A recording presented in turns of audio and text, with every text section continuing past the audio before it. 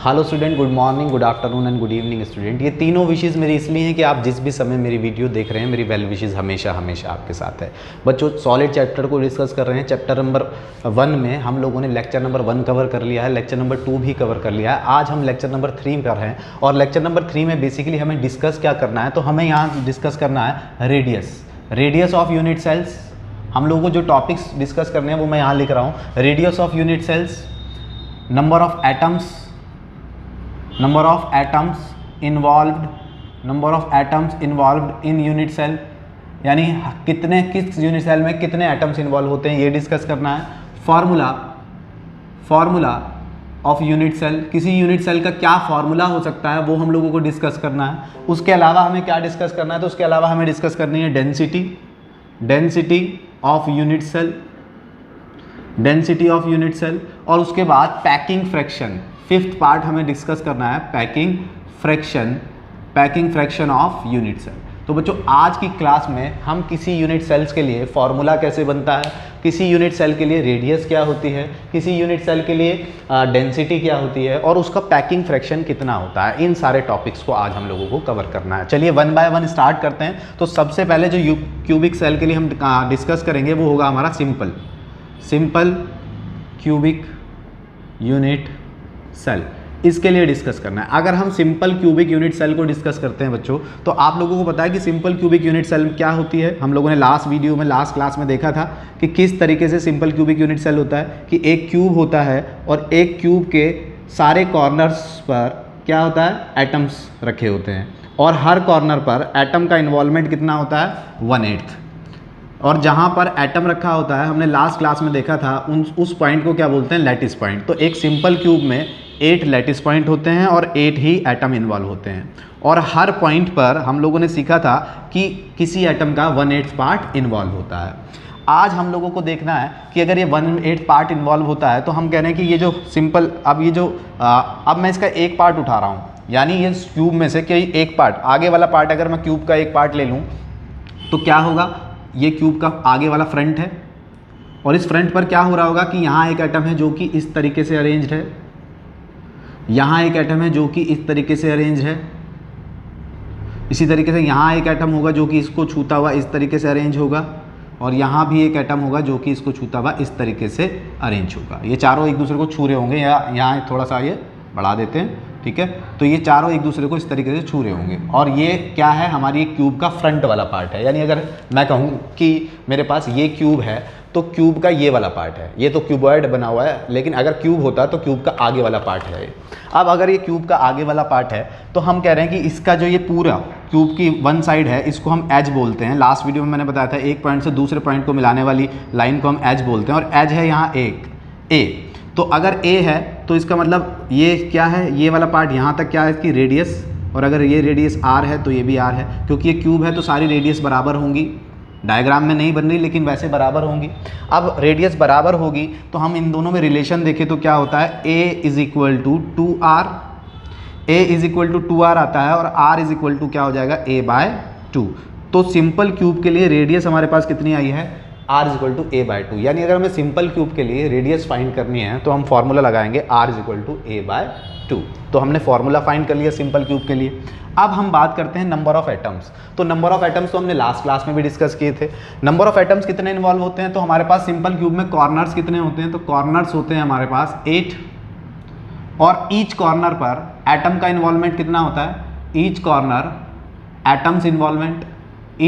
पर एटम का इन्वॉल्वमेंट होता है आपका 1/8। तो हर कॉर्नर पर 1/8 एटम का इन्वॉल्वमेंट होगा, तो नंबर ऑफ एटम्स आ जाएंगे हमारे पास, 8 × 1/8 यानी 1। मीन्स सिंपल क्यूब एक एटम से मिलकर बनती है। ये बात हम लोगों ने लास्ट क्लास में भी डिस्कस करी थी। तो नंबर ऑफ एटम आ गए सिंपल क्यूब के लिए, रेडियस फाइंड कर ली सिंपल क्यूब के लिए, यानी रेडियस भी फाइंड कर ली, नंबर ऑफ एटम्स भी फाइंड कर ली। अब बारी आती है फॉर्मूला, सिंपल क्यूब के लिए फॉर्मूला क्या होगा। तो सिंपल क्यूब के लिए फॉर्मूला को समझने के लिए हमें ये कंसीडर करना पड़ेगा कि ये जो सिंपल क्यूब बनी है, ये जो सिंपल क्यूब हमारी है, ये 2 तरीके के एटम से मिलकर बनी है। कौन कौन से, A और B, और ये एटम अल्टरनेटिवली इस क्यूब में अरेंज्ड है, यानी यहाँ पर A है, यहाँ पर B है, यहाँ पर A है, यहाँ पर B है, यहाँ पर A है, ये B है, फिर ये A है और ये वाला B है। इस तरीके से अरेंज्ड है अल्टरनेटिवली। अब A कितने पार्ट पर इन्वॉल्व है? एक कहाँ है? 4 पॉइंट पर A इन्वॉल्व है और 4 लैटिस पॉइंट पर B इन्वॉल्व है। तो लैटिस पॉइंट कितने हैं? A के लिए लैटिस पॉइंट कितने हैं? 4।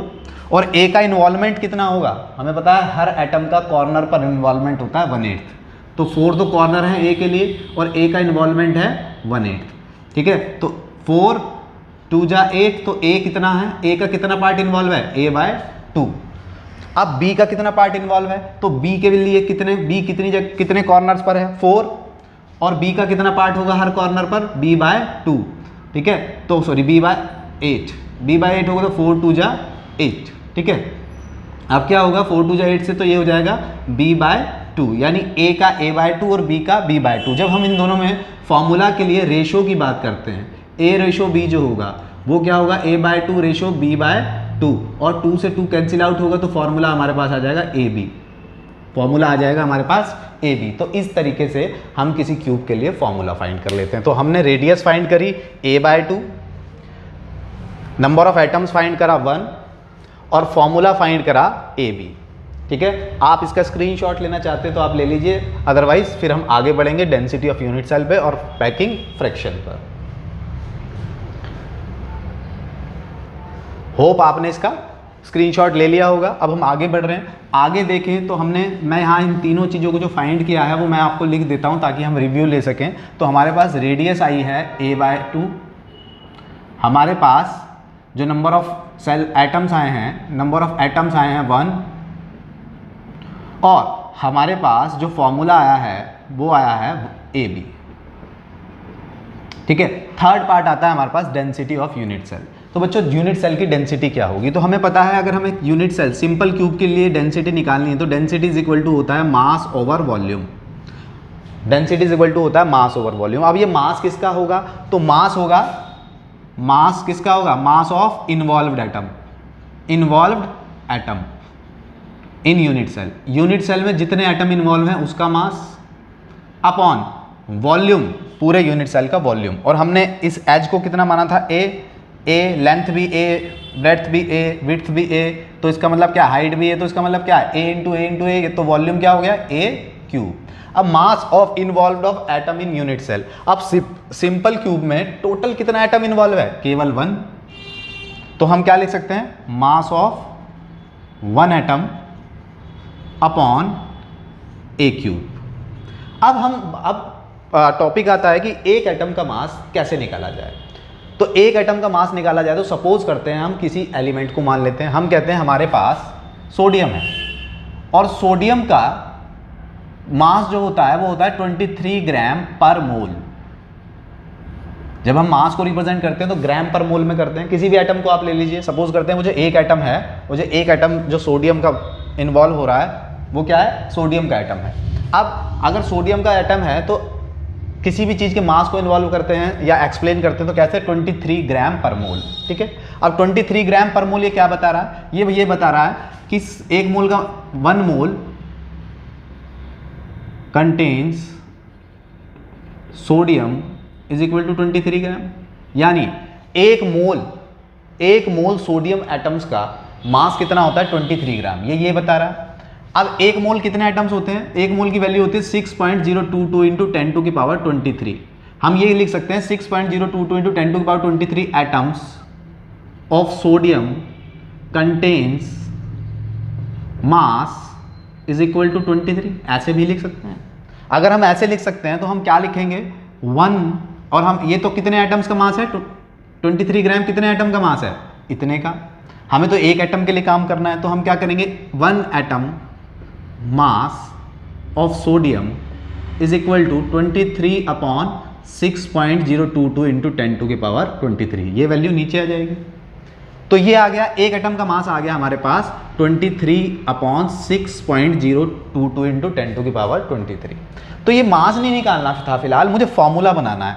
अब हमने तो सोडियम अपने पास से माना था, तो ये जो मास आया इसको मैं क्या लिखूंगा? ये किसका मास है? एटम का मास, तो मैं इसको लिखूंगा एटॉमिक मास। मैं 23 की जगह क्या लिख सकता हूँ, एटॉमिक मास। क्यों? क्योंकि जरूरी थोड़ी है वो सोडियम से ही बना हो, हमने तो कंसीडर किया था। तो हम क्या लिखेंगे, एटॉमिक मास किसका, जो एटम दिया हो उसका एटॉमिक मास। और इसको हम एक नाम और देते हैं 6.022 × 10⁻23 डिजिट को एवोगैड्रोस नंबर, जिसका रिप्रेजेंटेशन होता है n0 या Na।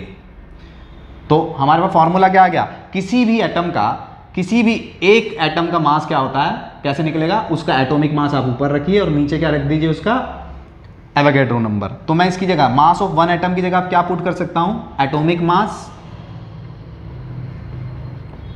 Upon Avogadro numbers. Atomic mass upon Avogadro number, और नीचे क्या है, वॉल्यूम कितना, A3। तो डेंसिटी कितनी आ गई हमारे पास। अगर मैं एटॉमिक मास को m से रिप्रेजेंट करूं, एटॉमिक मास को m से रिप्रेजेंट करूं तो m upon n0 upon A3 हो गया।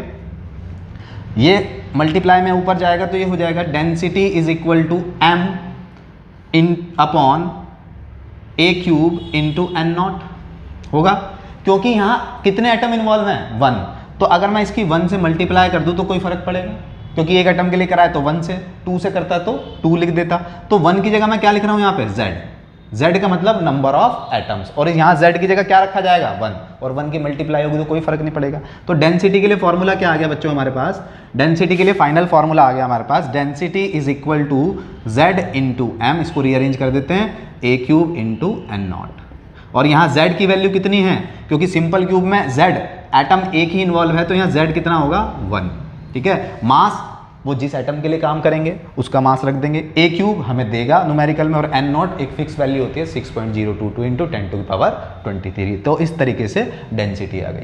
दूसरी बात बच्चों, मैं फिर कह रहा हूँ कि ये चैप्टर जो है 3D है और हमारे पास बोर्ड जो है वो 2D है, इसलिए आप थोड़ा सा हाइपोथेटिकली होकर चलिए, थोड़ा मान कर चलिए। दूसरी बात, अगर आपको ये कंसेप्ट निकालना आया है तो वेल एंड गुड, अदरवाइज अगर नहीं आया तो भी कोई दिक्कत नहीं है। रीज़न, क्योंकि ये डेरिवेशन नहीं पूछा जाता, ये तो आपकी नॉलेज के लिए मैं आपको बता रहा हूँ। आपको डायरेक्ट फार्मूला याद करना है। सिंपल यूनिट के लिए, सिंपल क्यूबिक यूनिट सेल के लिए डेंसिटी के लिए फॉर्मूला होगा z into m upon A3 into n0, जहाँ z क्या है, एटॉमिक नंबर, और सिंपल क्यूब के लिए एटॉमिक नंबर z की वैल्यू हमेशा क्या रखी जाएगी, 1। ठीक है, m एटॉमिक मास होगा, जो जिस एटम की वो बात करेगा उसका मास रखेंगे, A3 जो हमें देगा h की लेंथ जितनी देगा, और number of Avogadro number 6.022 into 10⁻23। इस तरीके से हम क्या निकाल रहा है, density of unit cell. Unit cell की डेंसिटी कैसे निकलती है, z into m upon A3 into n0। तो आप इसका स्क्रीनशॉट ले लीजिए, फिर आगे बढ़ते हैं पैकिंग फ्रैक्शन की ओर।